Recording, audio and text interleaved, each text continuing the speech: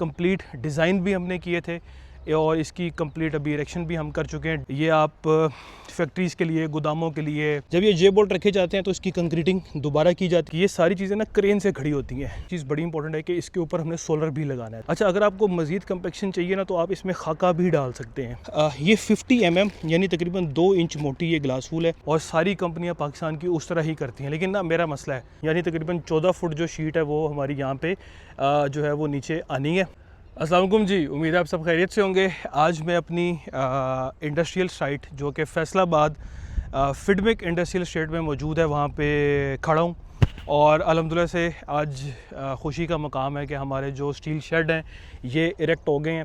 ये 2 steel shade हैं, इनमें से एक का साइज़ 80 फीट 80 फुट चौड़ा और साइड हाइट इसकी 24 फुट है। सेंटर से ये तकरीबन 32 फुट जाते हैं। तो ये 2 शेड हैं, यानी टोटल इनकी जो चौड़ाई है वो 80 फीट और जो लंबाई है टोटल वो 240 फीट बनती है। वन ऑफ द लार्जेस्ट हैं इन फैसलाबाद भी। और अल्हम्दुलिल्लाह से ये कंप्लीट डिज़ाइन भी हमने किए थे और इसकी कंप्लीट अभी इरेक्शन भी हम कर चुके हैं। ड्यूरिंग इरेक्शन स्टेज पे ये मौजूद है। अक्सर औक़ात आप जब भी फेसबुक वगैरह या यूट्यूब पे शेड्स देखेंगे तो वो ऐसे शेड दिखाए जाते हैं जो कि मुकम्मल हो चुके होते हैं और जो बिल्कुल पेंट शेंट करके और बिल्कुल टिप टाप करके आपको दिखाए जाते हैं। लेकिन मैं आज आपको दिखाऊंगा कि इनको इरेक्ट कैसे किया जाता है। इरेक्ट करने में यानी इनको इंस्टॉल करने में किन किन मुश्किलात का सामना करना पड़ सकता है और इनको टाइम कितना लगता है। तो ये वीडियो आप मेरे साथ एंड तक देखिएगा। अभी आपको लेके चलते हैं अंदर अपने शेड्स पे। सबसे पहले तो हम सिविल वर्क को अगर डिस्कस कर लें तो आप ये देख रहे होंगे, हमारी पुरानी वीडियोस पे भी देखिएगा कि यहाँ तक जो है ना वो हम कंक्रीट का कॉलम पोर करते हैं। फिर उसके ऊपर जो है ना ये जे बोल्ट रखे जाते हैं। अगर आप ये देख सकते हैं, करीब से मैं आपको दिखाता हूँ। ये जो होते हैं ये आपके जे बोल्ट होते हैं।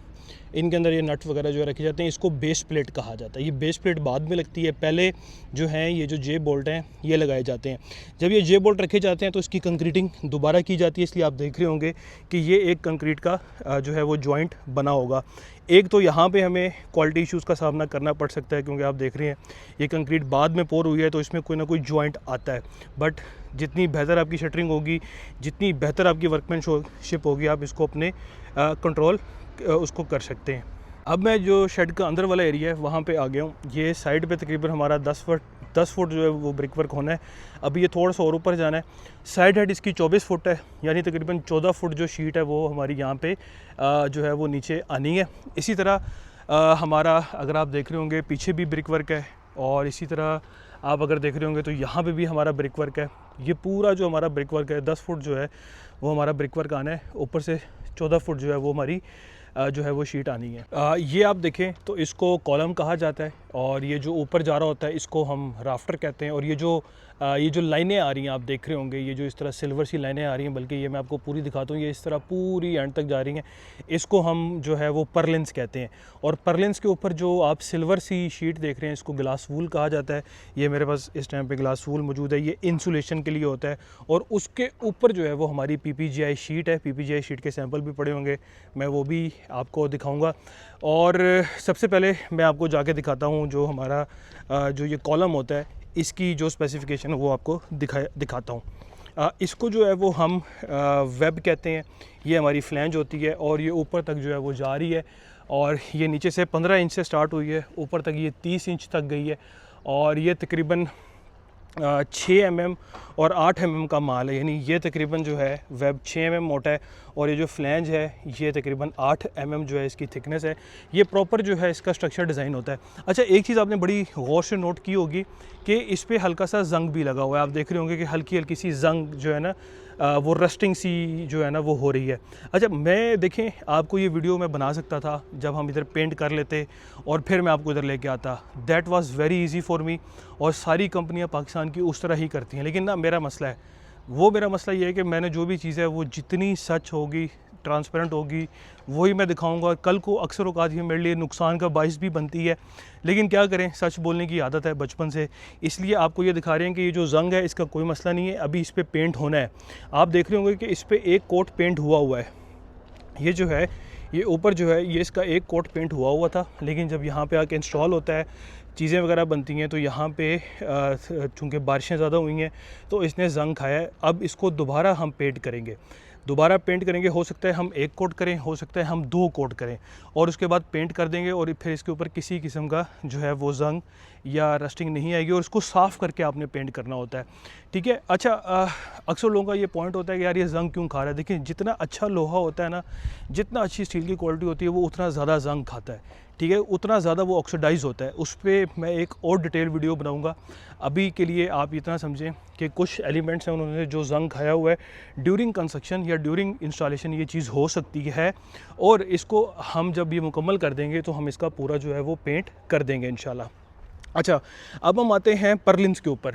आप देख रहे होंगे कि 1-2 जो है ना ख़राब परलिन भी यहाँ पे पड़े हैं, जो टेढ़े हो गए हैं, हम क्योंकि एक्स्ट्रा परलिन हम लेके आते हैं, वो आगे शीटें पड़ी हैं, वो भी दिखाता हूँ। अब ये जो परलिन है ना, ये तकरीबन जो आपका परलिन होता है ना, ये तकरीबन 6 इंच 4 इंच 8 इंच ये इसका पूरा साइज़ होता है। इसको जेड परलिन कहा जाता है।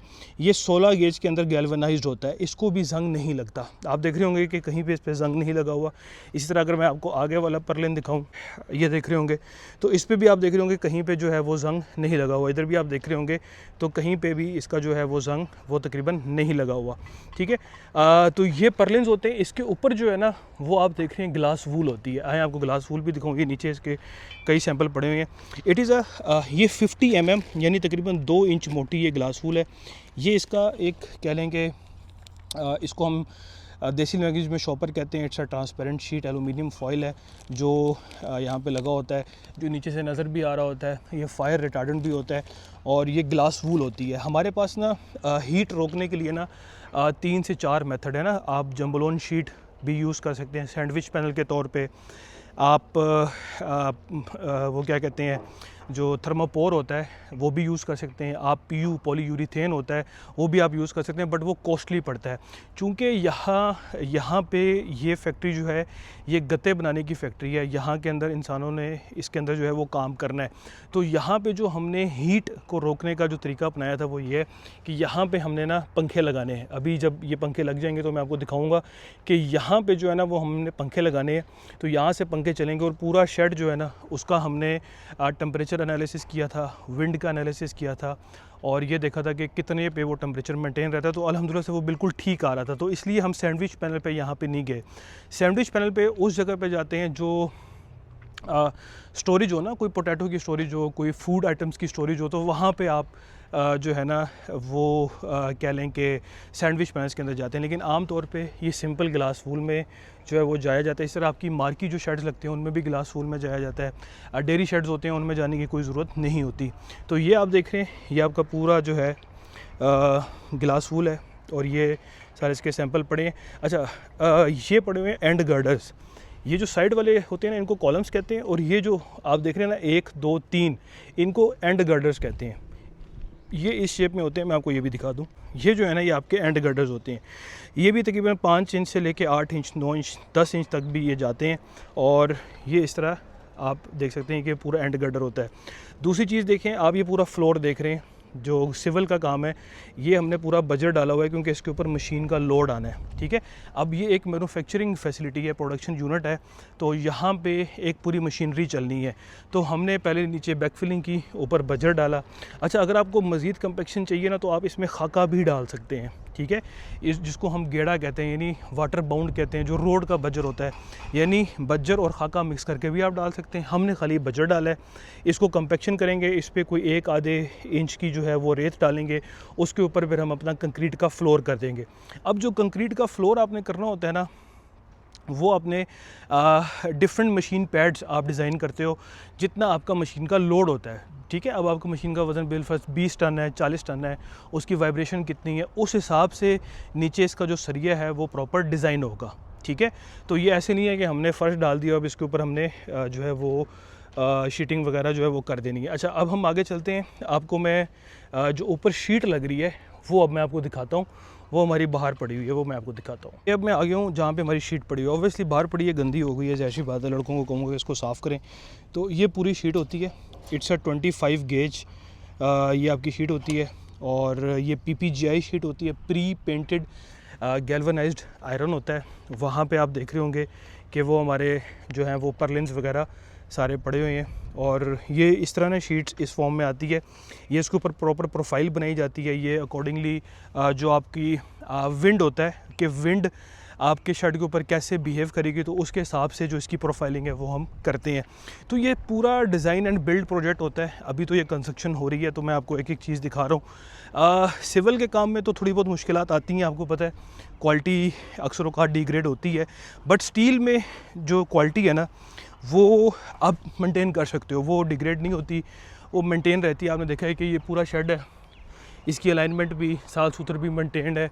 जो चीज़ें डिज़ाइन में होती हैं कि कितनी थिकनेसेस हैं वो मेंटेन है। हाँ, ये ज़रूर मसले आते हैं कि क्रेन श्रेन लगानी पड़ती है, तो उसके मसाइल का हमें कभी एक बार जो कुछ है वो सामना करना जो है वो पड़ सकता है। और इसके अलावा जनरली तो इतना ज़्यादा इशू नहीं आता। हाँ, एक चीज़ बड़ी इंपॉर्टेंट है कि इसके ऊपर हमने सोलर भी लगाना है, that is also very important. इसके ऊपर जो है वो सोलर भी हम लगा सकते हैं।